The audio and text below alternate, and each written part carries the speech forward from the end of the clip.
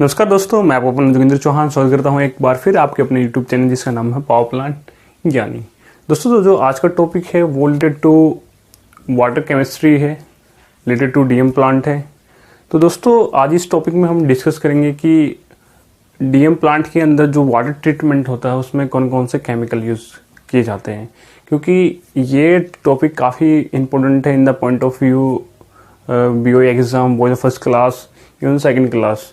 जो फ्रेशर है अपने जो पावर प्लांट में शुरुआत करना चाहते हैं तो क्या है उनके लिए भी काफ़ी इंपॉर्टेंट टॉपिक है, क्योंकि जो वो साइकिल होता है, जो ट्रीटमेंट साइकिल होता है काफ़ी टिपिकल होता है। जो जैसे कि काफ़ी जो न्यू भी अपना वाटर ट्रीटमेंट प्लांट के अंदर जाता है तो उनको वो लाइनें ट्रेस करने में थोड़ी सी डिफ़िकल्टी होती है।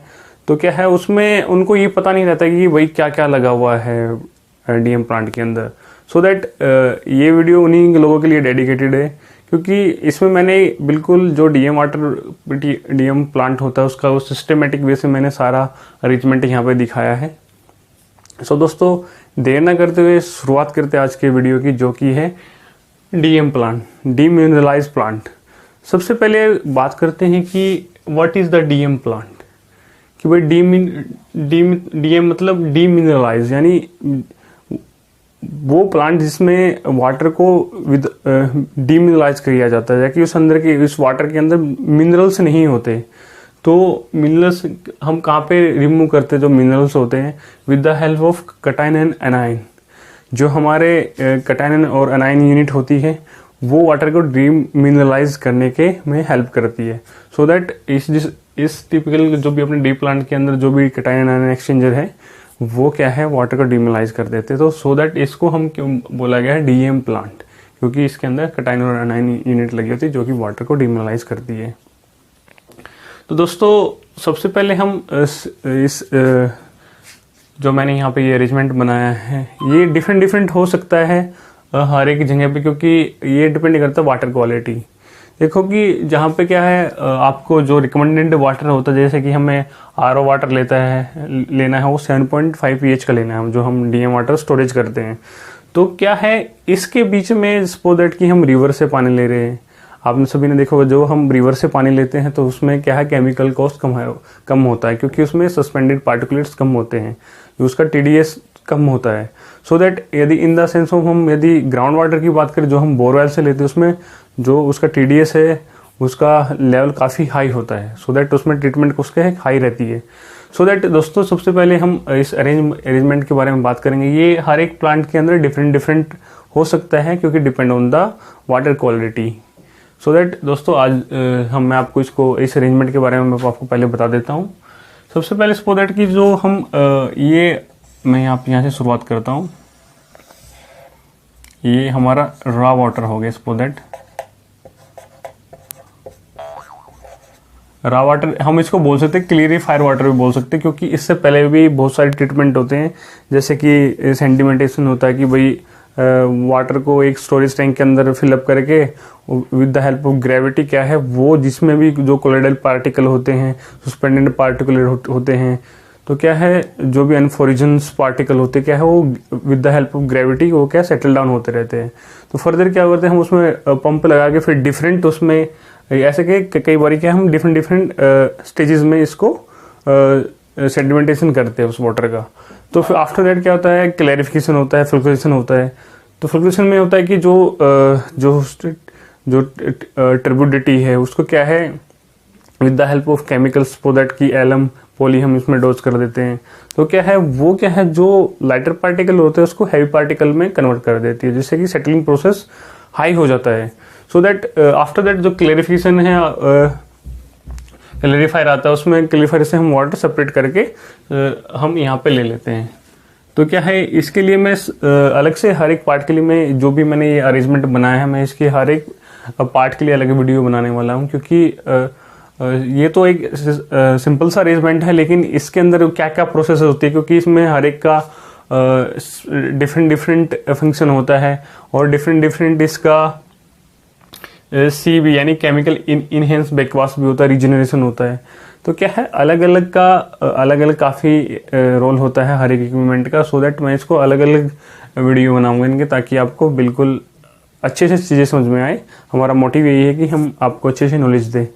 तो सो दैट जब आफ्टर क्लेरिफायर रॉ वाटर अपना यहाँ पे आ जाता है, ये पंप के द्वारा हम इसमें मल्टीग्रेड फिल्टर में सेंड करते हैं। मल्टीग्रेड फिल्टर क्या होता है कि भाई उसमें जो पत्थर होते हैं, कंकड़ पत्थर के डिफरेंट साइज के कंकड़ पत्थर होते हैं, तो क्या है वो क्या, जैसे कि उसमें कोलाइडर पार्टिकल, सस्पेंडर पार्टिकल जो कि क्लियरिफाई वाटर से आते हैं, तो क्या है वो यहाँ से इनको आगे जाने नहीं देता। तो ये जैसे कि हम टॉप से इंजेक्ट करते हैं, तो सो दैट ये जो हमारा डिफरेंट ग्रेन्यूल्स है यहाँ पे, तो क्या है ये डिफरेंट साइज के होते हैं। सपोज दैट ये ऊपर अपर लार्जर साइड है, ठीक है, इसके फॉर बोर्ड का साइज धीरे धीरे कम होता रहता है। मैं जब आपको इसका अलग से एक अच्छा वीडियो बना के प्रोवाइड करूंगा, तो तब आपको देखोगे कि क्या क्या होता है।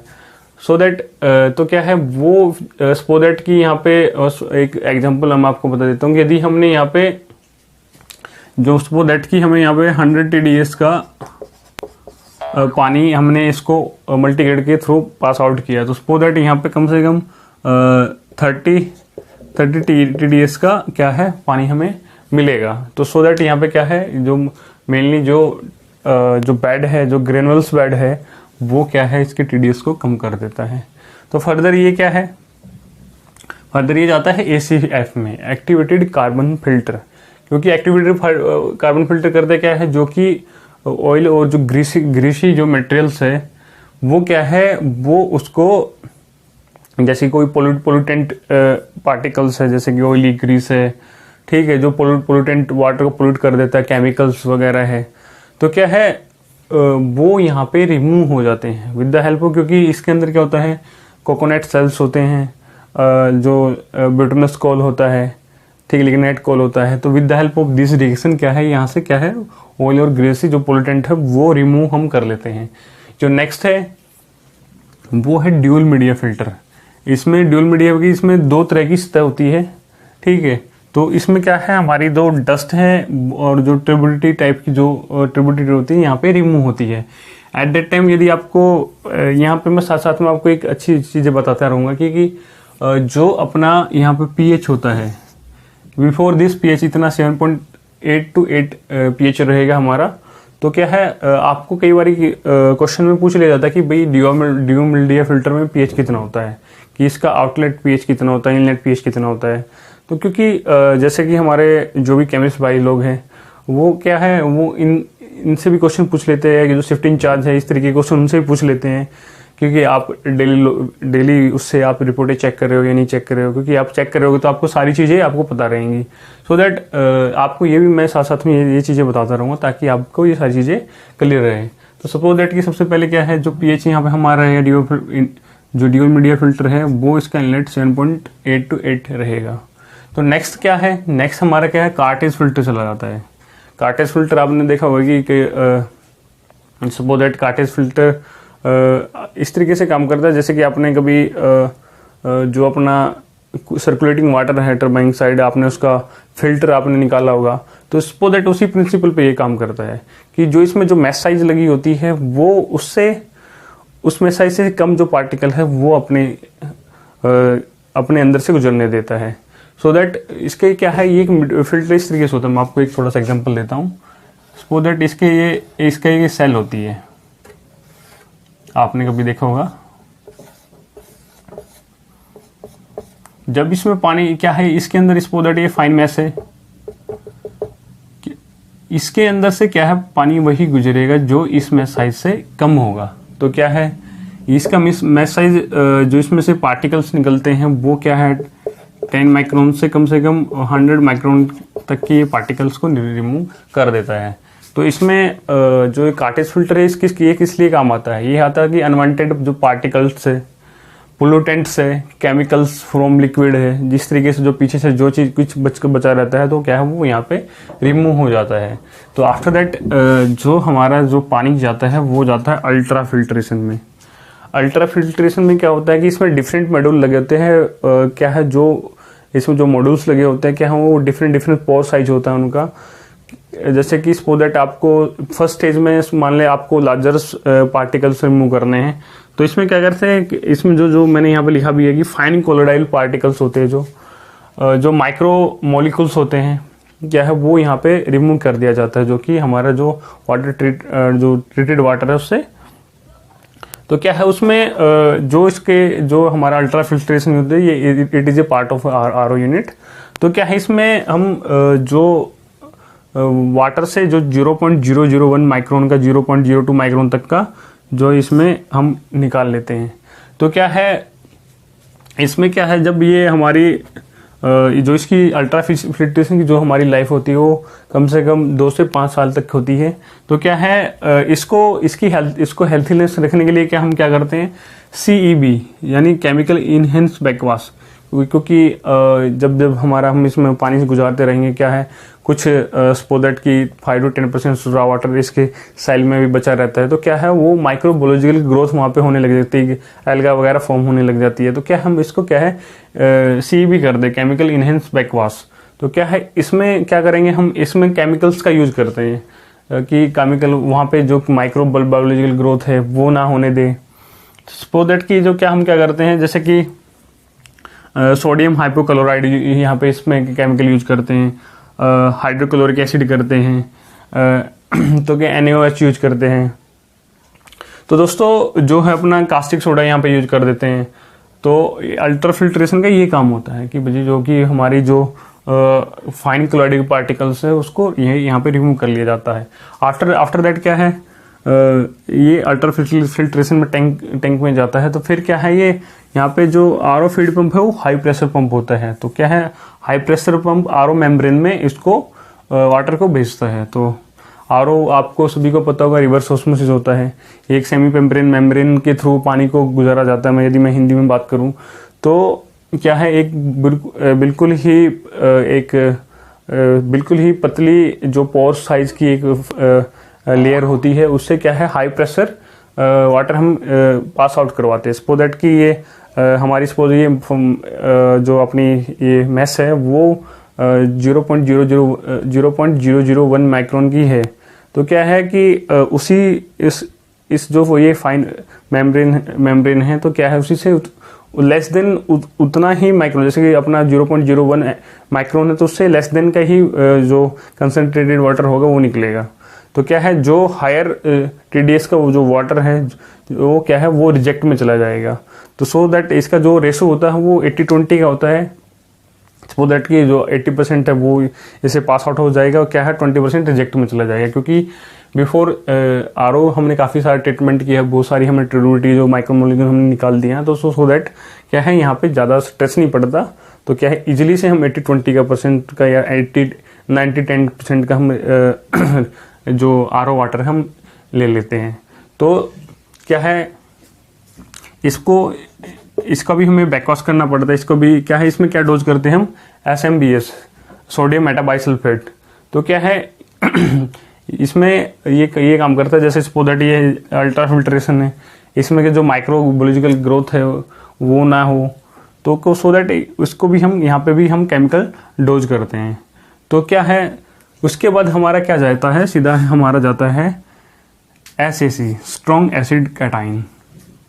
तो दोस्तों इसमें क्या होता है जो क्रॉस लिंक पॉलीमर स्ट्रक्चर होता है, जो आपने रेजिन्स देखा होगा उसको क्रॉस पॉलीमर चेन टाइप होता हो। तो क्या है वो यदि हम उसको केमिकल फॉर्मूला दे तो वो होता है R- H-। ये पॉजिटिव आयन लिए रहता है जो इसमें क्रॉस लिंक पॉलीमर होता है, जो रेजिन होता है। तो उसका केमिकल फॉर्मूला यदि आपको बताओ तो जो रेजिन होता डालते हैं उसमें उसका केमिकल फॉर्मूला R- H- होता है, जो कि पॉजिटिव आयन लिए रहता है।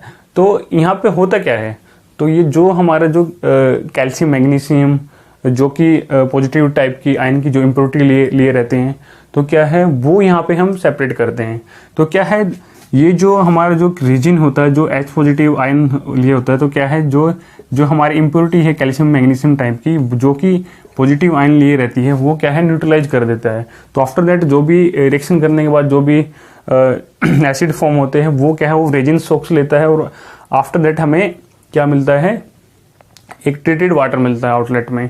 तो क्या है जैसे जैसे क्या है रेजिन की भी एक कैपेबिलिटी होती है कि भाई हाँ एक टाइम पे रिजनरेशन करने के बाद 1 वीक चल जाए, ठीक है। तो क्या है, उस आफ्टर दैट हमें क्या है, उसको भी हमें रीजनरेशन करना है, यानी उस बेड को भी हमें दोबारा से एक्टिव करना पड़ता है ताकि हम उसको फर्दर यूज में ले सकें। तो इसको जैसे कि हाइड्रोक्लोरिक एसिड है, सल्फ्यूरिक एसिड है, तो क्या है, इसको हम दोबारा से चार्ज करने के लिए हम ये 2 केमिकल यूज करते हैं, जो कि है HCl H2SO हाइड्रोक्लोरिक एसिड। तो दोस्तों नेक्स्ट है कि भाई आफ्टर दैट यहाँ से ट्रीटेड होकर जो सल्फ्यूरिक एसिड है, हाइड्रोक्लोरिक एसिड है, उससे रिजनरेशन करने के बाद जो वाटर हमें बच जाता है, यहाँ पे मैं एक आपको ये बता देता हूँ कि यहाँ पे जो pH वैल्यू होती है वो होती है 2.5 to 3.0, क्योंकि आफ्टर इसमें काफ़ी इसमें से जो एसिड फॉर्मेशन होते क्या है, उसकी pH वैल्यू डाउन कर देते हैं, वो क्या जो काफ़ी एसिडिक हो जाता है। तो क्या है, जो pH वैल्यू हमारी क्या होगी यहाँ पे 2.5 to 3.0। तो दोस्तों ये आगे जाता है अपना डी गैसियर में। वैसे नॉर्मली से देखा जाए तो हमारा जो डी गैसियर है वो CO2 रिमूव करने के काम आता है। तो क्या है, जो यहाँ पे जो है अपने जो कार्बोनिक एसिड फॉर्म होता है, जो अपना डी गैसियर में होता है वो कार्बोनिक एसिड होता है।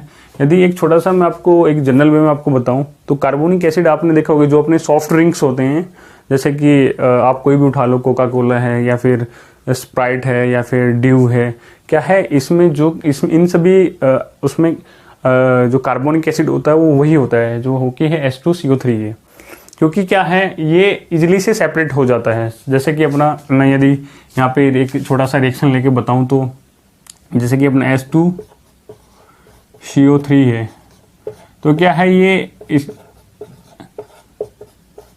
इजिली से सेपरेट आउट हो जाता है। जैसे कि आपने कभी भी आप ड्यू है या फिर कोका कोला, जब आप उसको उसका ढक्कन ओपन करते हो, आप उसमें जब डालते हो तो क्या है जो रिलीज होता है वो CO2 होता है। तो आफ्टर दैट क्या बचता है, वो H2O ही बचता है उस गिलास के अंदर। तो लिटिल अमाउंट ऑफ CO2 भी होता है उसमें, जो कि कंटिन्यू रिलीज होता रहता है। तो सो दैट क्या है, डी गैसियर में क्या है, हम CO2 रिमूव कर देते हैं, क्योंकि जो हमारा एसिडिक वाटर होता है उसको हम डी गैसियर के अंदर जब डालते हैं तो क्या उसका कॉन्टेक्ट सरफेस एरिया बढ़ा देते हैं। जैसे कि आपने देखा होगा कि यदि हम छोटे से गिलास में उसको ड्यू को डालेंगे तो क्या है वो धीरे धीरे होगा। यदि हम किसी बड़े से बर्तन में डालेंगे तो क्या इजीली से वो CO2 रिमूव हो जाएगा डालने से। तो क्या उसमें फिर बबल्स फॉर्मेशन कम हो जाएगा, आप देखने कभी ट्राई करके। तो क्या है, जो H2CO3 है वो इजिली ब्रेक डाउन हो जाता है H2O + CO2 में। तो क्या है, हमें से जो वो जो हमें यहाँ से चाहिए वो जो वाटर वो हमें मिल जाता है, क्योंकि यहाँ पे हम इसका कॉन्टेक्ट सरफेस एरिया बढ़ाते हैं। तो आफ्टर दैट यहाँ से CO2 रिमूव करने के बाद जब फर्दर हमारा आता है strong basic A9 SBA, strong basic A9. तो यदि इसमें भी क्रॉस लिंक पॉलीमर होता है, रेजिन्स होता है, जो कि हम इसको डिनोट करते हैं, जो इसका केमिकल फॉर्मूला होगा R+ OH-। तो क्या है, आफ्टर दैट जो भी पॉजिटिव टाइप की जो इम्प्योरिटी हमने यहाँ से रिमूव कर दी, आफ्टर दैट यदि जनरल वे में देखा जाए तो नेक्स्ट में है कि जब अपने जो नेगेटिव चार्ज पार्ट इम्प्योरिटीज जो साल्ट्स होते हैं उनको यहाँ पे हम रिमूव करते हैं। जैसे कि सिलिकेट है, ठीक है, सिलिकेट टाइप की इम्प्योरिटी तो क्या है, कार्बोनेट है, सिलिकेट है, तो क्या है ये नेगेटिव चार्ज पार्टिकल लिए होते हैं, नेगेटिव। तो क्या है, ये नेगेटिव जो R+ OH- ये इससे न्यूट्रलाइज हो जाता है। तो आफ्टर दैट क्या है, इसी तरीके से हमें जो ट्रीटेड वाटर है हमें आउटलेट में मिलता है।